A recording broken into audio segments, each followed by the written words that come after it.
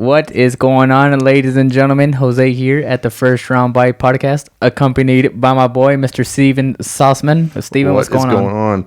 Oh, not a whole lot. Just kind of chilling. How are you doing today? You kind of did like a little howl right there. Yeah. So today we are actually going to be talking about the fantasy football do's and don'ts presented by us. I guess. Okay. We didn't really have like an official name for it or anything, but that's what we're talking about. We'll go with do's and don'ts. Yeah. And guess what? You know what's kind of crazy, Jose? What's that? The fact that they can actually see us now. I'm actually going to mention it this time. It's a little crazy. Hopefully we don't have any technical difficulties, but right. Yeah, it's good to see you guys. It's great to see you guys. We actually tried recording video last episode and we had technical difficulties. So if you are listening to us on Spotify, Apple Podcasts, Pandora, or iHeartRadio, check us out on YouTube for video. Absolutely. But and also, if you're watching us on YouTube, go check us out on the other ones. So Spotify, Apple Podcasts, and then all the other streaming services and podcast services that we're all on. Obviously, we're on a lot of them. So, yeah. Anyway, let's get into the topic. So, Sossamon, we're about, 4 weeks away from kickoff, right? That's so right. What does that mean? Fantasy football's right around the corner. That is right. And let's get straight to it. Let's just say you had the first pick in the draft. First pick in the draft. Who are you picking? Oh, man. Without question, Derrick Henry. Why? Derrick Henry. Because, well, for one of the main rules that you usually have to go by in fantasy football is usually always pick a running back. If there is one available. If a good one is available, then you pick a running back. And who's the top running back in the NFL right now?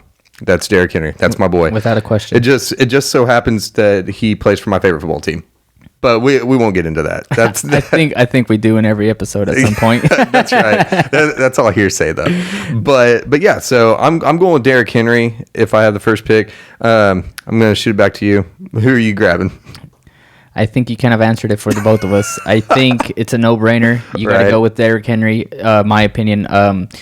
I've been doing a couple of a few mock drafts for the past couple weeks. As you know, I got my own league and Sossamon here's in it. That's right. So I've been kind of studying a lot, and one thing that I've noticed, the wide receiver position is stacked. Yes, it is stacked. So if you are new to fantasy football, go heavy on the running backs to start off. All right, I don't care if you have first pick, 5th pick, 10th pick, 12th pick, 14th pick, whatever your league is, go running back heavy. There is a ton of talent in the wide receiver pool. For me, I would honestly go Derrick Henry first. Absolutely. Dalvin Cook, very interesting because on the PPR ESPN cheat sheet, it has Christian McCaffrey, Dalvin Cook, Barkley, Kamara, and then Derrick Henry. Mm-hmm. But Christian McCaffrey and Dalvin Cook, I love both of them. But McCaffrey, he was injured a lot of the last year, and he's kind of just injury prone in my opinion. And as well as Dalvin Cook, he tore his ACL 2 years ago. Right, which is crazy too, especially since looking at this list, not to cut you off or anything, but seeing Derrick Henry down there at number 5, like, are you kidding me? I'm pretty sure that he's the only one on there other than Dalvin Cook that finished the season. Yeah, actually, did Derrick Henry play every single game? I think he did. He did, right? I think Dalvin Cook might have missed maybe 2 games, 1 game, something like that. Saquon, of course, we knew he got injured in I think game 2 or something like that. Don't remind me. I had him on my team last year. Oh wait.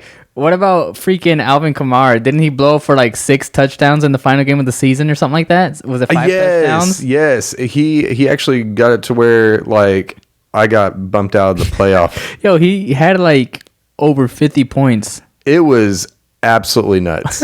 Absolutely nuts. And he didn't do anything really of note all year. Right. And so, but then of course, that's just kind of how fantasy football goes. Like, you literally never know who's going to pop off. And I mean, we can sit here and debate all day about matchups and all this other stuff, but at the end of the day, we really have no idea how they're going to do. 100%.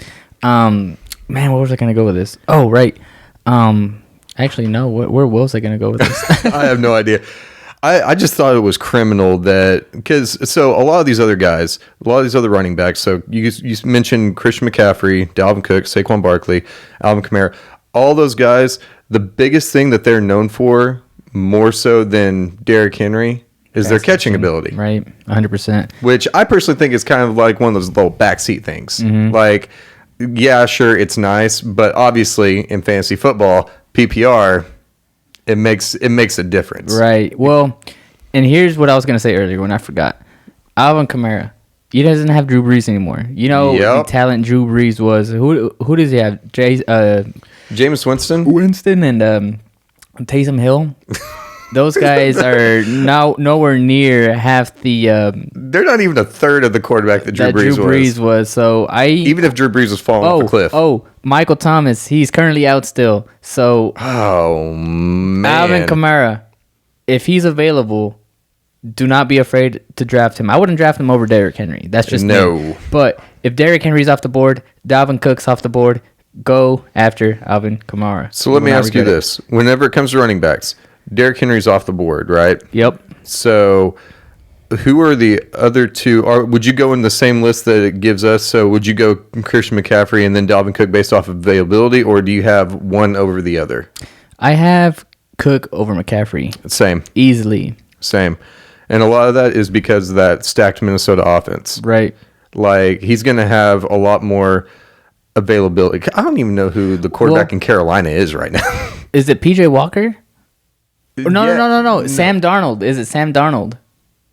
Are they battling out in camp? I think. Well, I would honestly, hope that they would be. I don't think Sam Darnold's even seen a snap in the preseason. So that would be my guess that he's the QB1, right? You can definitely tell that I came prepared. But hey, so I don't know. Enough of the running back talk. Let's move on to wide receivers. So who you picking if you had to pick a wide receiver off the board first? Man, I'll tell you what. I would almost have to go with, probably Stephon Diggs. Stephon Diggs. If I had to go with anybody, because your first wide receiver off the board is Stephon Diggs. Probably Stephon Diggs. That's very interesting. And here's my reasoning behind that. So I'm looking at the list. I also have a list, and it shows Devontae Adams. Obviously, a lot of people would probably go ahead and go with him. However, how happy is Aaron Rodgers going to be over in Green Bay? Plus, you never know what's going to happen.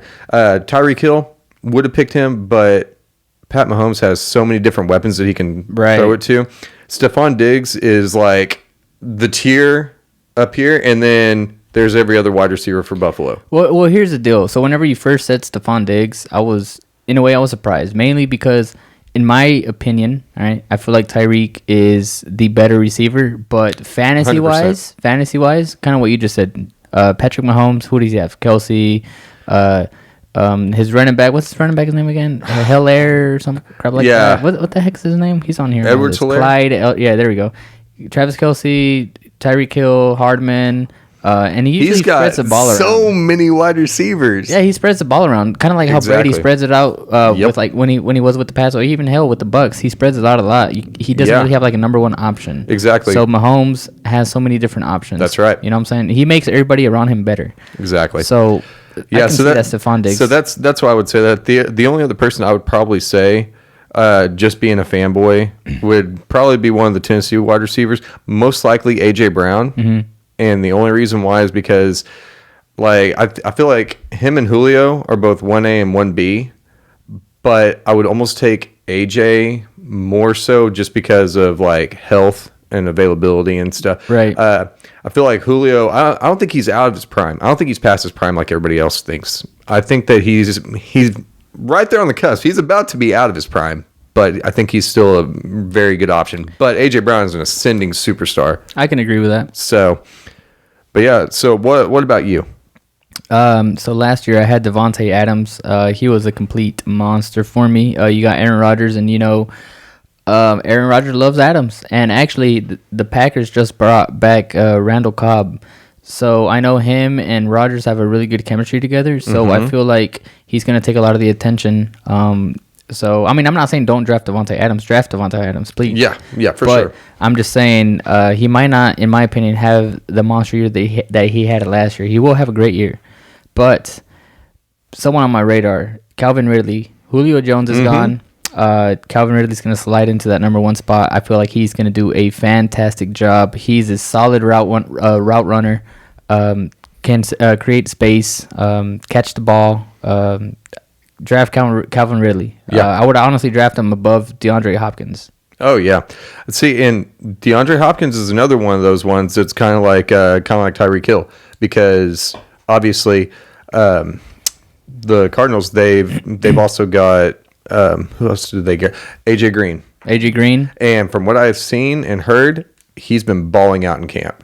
They said that he's been doing a great job and stuff. So you always got to be wary whenever it comes to those really, really deep offenses. Right.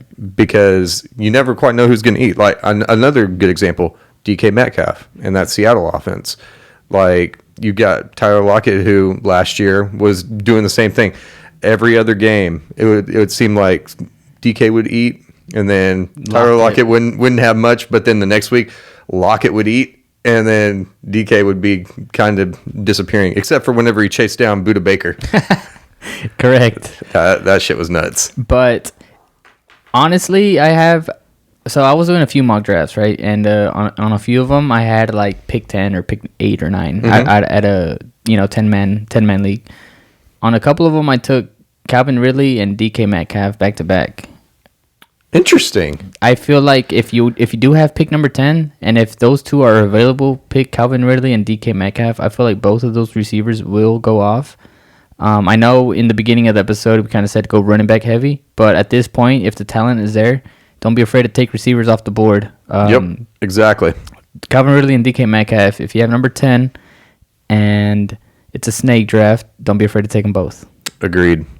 Definitely agreed, because those guys will get you some points. Oh yeah, for sure. But please, whenever it's your turn to pick again, you gotta load up on the running backs, man. It's the running back pool is really thin right now, so you got to make sure you get your fair share of running backs as well. This is actually the thinnest that I can remember it being in a long time. Yeah, man. There's just not a whole lot of talent out there. Yeah. A lot of these teams are doing these running back by committees too. Right. So, like those workhorse running backs, I'm not saying a thing of the past, but they're just not being utilized as much. Right. So it's just nuts. I will say though, one guy that you definitely should take a look at, Justin Jefferson. Justin Jefferson for sure. I agree on that one. He had a monster year last year. I was gonna say last year. Yeah, I think you were gonna probably say last year. No, but last season. Anyway, Justin Jefferson had a hell of a year. I actually picked him up. I think it was like later in the rounds. And I dropped him after like week 2 because he wasn't doing anything. And sure enough, after I dropped him, he like freaking went off, and then someone picked him off the waiver wire, and I was like, God right? Dang, like really, like that would happen to me. That always happens. But anyways, let's talk about some quarterbacks, man. So a sleeper quarterback, in my opinion, would be what's his name? Justin Herbert. Oh yeah. Your boy Herbert. Justin. My boy Justin, man. I picked him up last year. I think it was like week 2 off the waiver wires. And after that, he completely just destroyed the league for being a rookie. I think he actually broke the record for most rookie quarterback touchdown passes or something like that. I think he had like 32, 30, 31, something like that. That is nuts. I know Baker Mayfield had the record previous to him. So, shout out to Justin Herbert. Had a hell of a year. Please don't be that guy to pick quarterbacks early. I don't care if it's Patrick Mahomes. I don't care. There's plenty of talent in there. We won't talk about that. But Justin Herbert, he will be there in the mid to later rounds. Yep. So pick him up later. I know he's going to do good for you, and they have a pass-heavy offense. I know they like to pass around the ball to their running backs. Yeah. Austin Eckler, and they also have Keenan Allen. What was it, Mike Williams? Yep, Mike Williams and Keenan Allen. And that's a really solid duo. Yeah, man. So really solid. Justin Herbert, pick him up. He's not going to disappoint. I'm rooting for the kid because I definitely noticed that as well. Whenever I was watching him, he was just slinging it all around. And what was crazy was he was catching a lot of flack prior to the draft and everything because of the fact that I guess they didn't think that he had the pedigree for it. Right. But he, like you said, he absolutely blew up and everything. And I thought he was really good. I actually felt kind of bad for him because the Chargers got into a lot of those games where it was decided by about a touchdown or less. And it breaks your heart because you're seeing this kid like starting off after everybody doubted him and everything, and he's starting off on fire. But then there's a lot of games where he didn't get the dub, Right. and it just kind of sucks. So I will say one big time sleeper that I kind of have. Hold on. Okay, Ryan Tannehill. I was gonna say that, but then I remembered that.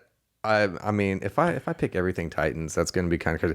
I will say Ryan Tannehill would be a very good option, very, very good option, because I mean he's part of one of the most underrated offensive attacks that we have in the NFL.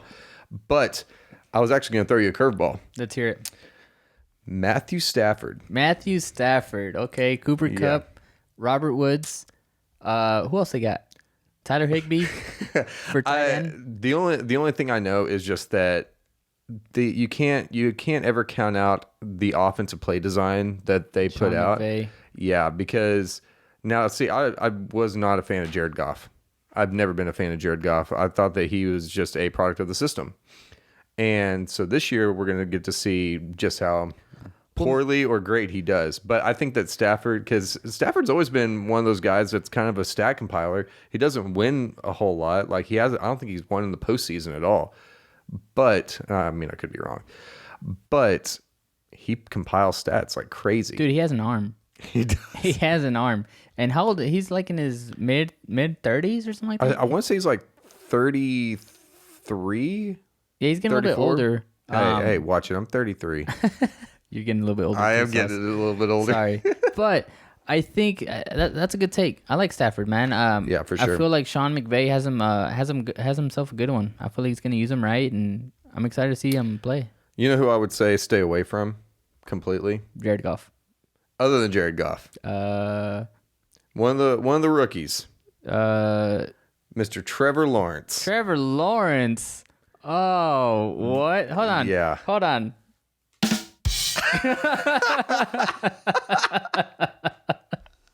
You gotta love Hold on. I am a fan of Trevor Lawrence. Are you? I am. I've been watching him, and I've only seen his first preseason game. I watched his first preseason game. I watched his highlight. Dude, he has a beautiful ball. Like, he throws a beautiful spiral. This guy thinking wrong. He has an arm. He does. He has an arm. Here's the reason why I don't like him a whole lot right now. I mean, they've got a good young core, that's for sure. However, he's in the AFC South, and our defense looks to be improved. The Colts have a pretty solid defense. That is true. The Texans are the other team, right? Yep. And even though the Texans don't have a quarterback right now because he's under hot fire. water. Yeah, he's under fire right now. But that defense is still solid. They give up a lot of yards sometimes, but they are still solid. And so I haven't gotten to see the Jags' I haven't gotten to see their schedule, but being in the AFC South and knowing what I do know about the AFC South, it makes it kind of hard for me. I mean, I'm honestly, even though he is in the division that is in the same division as my team, I'm still rooting for him because I want to see these rookie quarterbacks like take off because right.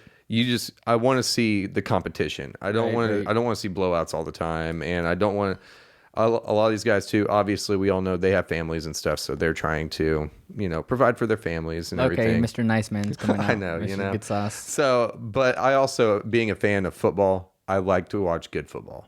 And so that's why I always try to root for these guys, unless you're a piece of crap. Deshaun Watson. I don't know, man. I'm just kidding.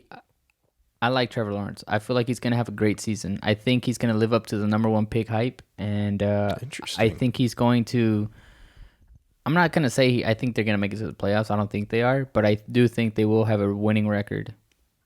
Interesting. So, But this is off topic, Sauce. We're sticking to fantasy football. that's true. All right. I'm about to jump all over. Okay, so I was looking at the wide receiver list right now. Yeah. And a name popped up to me, and it kind of stood out. Was it CeeDee Lamb? You read me like a book. You read me like a book. So Because I was just looking at his name too. I have been seeing a lot of reports coming from like the Dallas Cowboys camps and stuff like that. CeeDee Lamb has been tearing it up in training camp. And I don't know why, but I almost forgot they had Amari Cooper as well. Amari Cooper, Michael Gallup. They have a pretty solid offense. Yes, Zeke Elliott, you got Tony Pollard to back him up. Man, they got a good team. They do. Dak Prescott coming back. Chip on his shoulder. New contract. And I like CeeDee Lamb. I like him a lot. I think. To be honest, I was really upset that the Patriots did not draft him last year. But you know, Belichick doesn't like to draft wide receivers. I mean, look at what he did with Harry, 3 years ago. Bust. I know. But let's scratch that. CeeDee Lamb. CeeDee Lamb. I don't think he will produce like DK and Ridley and all those other receivers that we mentioned earlier. But I know, I don't want to say I know. I feel like he is going to produce some good numbers. If he's in there, I don't know, late second round, mid second round, whatever, pick him up. I know he's going to produce. I know he is. Right. CeeDee Lamb is a good choice. I agree with that. Would you like to move on to your favorite topic, the tight ends? The tight ends. So let me go down the list here. It's funny because a lot of these guys, I mean, the tight ends are not super exciting, at least in my opinion. Besides Travis Kelce, everyone else is, I want to say hit or miss, but Darren Waller's going to produce. George Kittle, I don't know. Considering what he did last year, he was gone a lot. Yeah. I can't really talk a whole lot about him. But Travis Kelce, in my opinion, is the only one that you can really like count on. And get this, I have high hopes for Kyle Pitts. I feel like he's going to have a hell of a season. Honestly, I know this is off topic, but I'm going to say it anyway. He will be a candidate for Offensive Rookie of the Year. Interesting. Okay. Interesting. No comment? Well, I mean, so I could possibly see it because, like we've been talking about, the tight end group, for lack of better words, like it's not going to take a whole lot to be the cream of the crop in that. I mean, he's probably not going to overtake Travis Kelce. I say that I could be biting my tongue right now. I mean, I could see it because he was highly touted coming out of the draft. Right. So I could definitely see it. Now, do I think that is going to be an option? He's going to have a lot of competition for that. So, oh, no doubt. But I mean, well, and the other thing too, Atlanta, like you said earlier, they just lost Julio. Well, yeah, and they're a pass heavy team. That's right. You know, Matt Ryan likes to sling it around. That's right. So I could see that. Well, not only that, but with Calvin Ridley, all eyes are going to be on him. He's a wide receiver 1. So you put double coverage on him. Who's next? Kyle Pitts. Right. I definitely would like to see him do well, especially since that used to be my favorite position group was tight ends. Of course it was. Yeah. I used to, because, I mean, they're big body. Wait. As you can tell, we're having fun with our new toys. Oh, God. Man, I love it. But yeah, I would say that one of the tight end that I think that everybody should watch out for doing a great job this year is going to be Jonnu Smith. Jonnu Smith. Yes. Look. I love it. I love the take. He's on my Pats. But come on, they got Hunter Henry, and they also have a Cam Newton who's unpredictable. Yeah, but what about Mac Jones? Mac Jones. Who? Mac Jones. He's unpredictable, man. And the QB race is still, I mean, I feel like Cam Newton's going to start week 1. But right now, everything's kind of still up in the air. They don't have a wide receiver 1. They don't have a true RB 1. Everything's kind of just like up in the air. Mm-hmm. I don't feel like they're going to suck this year, but go to some of these other teams. Like, you go to freaking, I don't know, the Chargers. Keenan Allen's are wide receiver 1. You go to freaking, what's another team that's, you go to the Bills. Stephon Diggs, wide receiver number 1. You know what I mean? With the Pats, there's nothing set. You know what I'm saying? Literally everything's up in the air. And it's always been that way. Right. For the past 2 decades. There's never been, well, besides when Randy Moss was there, but there's never really been like wide receiver 1, RB1. It's always been like the whole team. Right. But anyways. Yeah. Well, I think that would be a great note to wrap this up on. Don't you think? I think so. I would like you guys, our listeners / viewers out there, let us know what your draft day plans are. Let us know what you're going to be doing for the draft. I know a lot of you guys play fantasy football, so let us know what you're planning on doing. If you're going to be a part of our league, we already know what you're going to be doing. But either way, also comment down below. Let us know what your thoughts are. Debate with us. Debate now. And if you like this video, go ahead and smash that like button and then hit that subscribe button so that you can know anytime that we post a video. Oh, yeah, you got to hit that bell. Yeah, because YouTube's weird like that. Josie, got anything else? I do not. All right, guys. Oh, so we just got this recorder. So this is our first episode actually using this thing. And I'm really excited about this thing. This thing's dope. The PodTrack, right? Yeah, PodTrack Zoom PodTrack P4. P4. So we're just messing around with it. First time on video, so super excited to get this thing going. Smash that like button. Smash it. If you're watching on Spotify, Apple Podcasts, check us out on YouTube. If you're on YouTube, check us out on Spotify. I was going to say Spoticast. Check us out on Spotify, Apple Podcasts, all the good stuff. Share it with your mama, your daddy, your brother, your sister. Share it with everybody. Share it with everybody, man. Do us a favor. That's right. Eventually, we'd like to have some guests come on board. That's why we got this thing. So, just keep your, keep a lookout. Yep, eyes and ears open, boys. But that's going to wrap up today's episode. I hope you enjoyed the do's and don'ts of fantasy football. And we'll catch you guys next time. We'll see you guys next time. Peace. That thing is fun.